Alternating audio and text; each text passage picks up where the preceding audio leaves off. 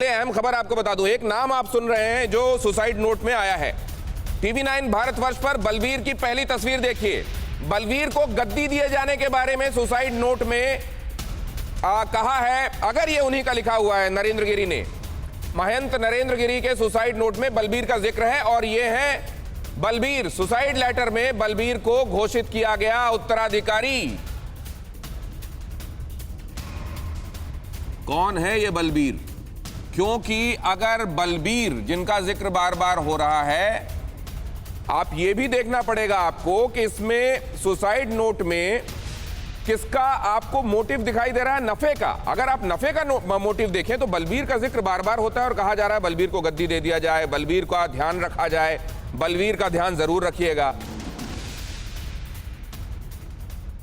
Suicide letter में बलबीर को उत्तराधिकारी घोषित करने के बारे में कहा गया है। अब ये सवाल है कि ये जो महिला, अगर ये दायरे में दिखाई दे रहा कोई व्यक्ति है तो क्या ये बलबीर है? क्या ये बलबीर पुरुष है?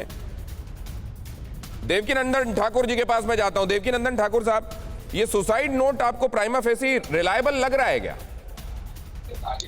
देखिए, अभी हम और आप इस सुसाइड लेटर पे कुछ भी नहीं कह सकते, क्योंकि आज के आधुनिक युग में कुछ भी संभव है और ऐसा भी संभव है कि हम लोग कुछ भी देख रहे हैं, जो दिख रहा है वो हो ना, और जो है वो दिख ना रहा हो। तो इस विषय में, क्योंकि जांच का विषय है, इस विषय में तो मैं कुछ भी नहीं कह सकता हूं। लेकिन एक शब्द पे भी, उस अगर आप सुसाइड नोट पे भी अगर ध्यान दें तो उसमें एक शब्द है कि मैं बदनामी के डर से कुछ न कह सका।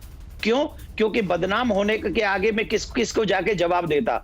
एक जो ये लाइन है, यही मेरा वो पॉइंट है जो मैंने प्रारंभ में आपसे कहा था कि अगर व्यक्ति एक बार बदनाम हो जाता है तो वो कितना भी जाके कह ले लोगों को, फिर वो अपनी सफाई नहीं दे पाता है।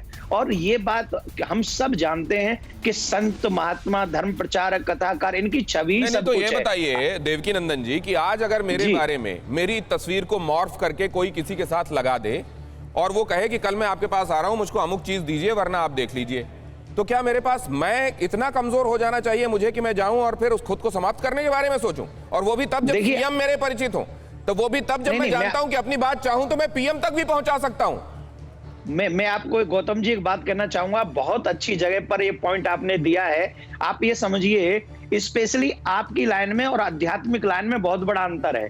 जब भी और किसी बात पे हम लोग पीएम से, सीएम से, डीएम से बात करेंगे तो वो लोग एग्री हो जाएंगे, लेकिन जहां पर भी ऐसी छवि खराब करने वाली बात आएगी, सब लोग कहेंगे महाराज जरा अपने हिसाब से ही आप हैंडल कर लीजिए। उस विषय में कोई भी किसी का देता, इवन साधु भी साधु का साथ नहीं देता है। सब लोग हाथ खड़े कर लेते हैं। ऐसा कोई भी ऐसा व्यक्ति जिसने उस अपराध को, या आप ठीक कह रहे हैं, लाइन का फर्क पड़ता है। आप किस वॉक ऑफ लाइफ से आते हैं उसका फर्क पड़ता है। लेकिन परवाह देश की, सोमवार से शुक्रवार रात 10 बजे टीवी 9 भारतवर्ष पर।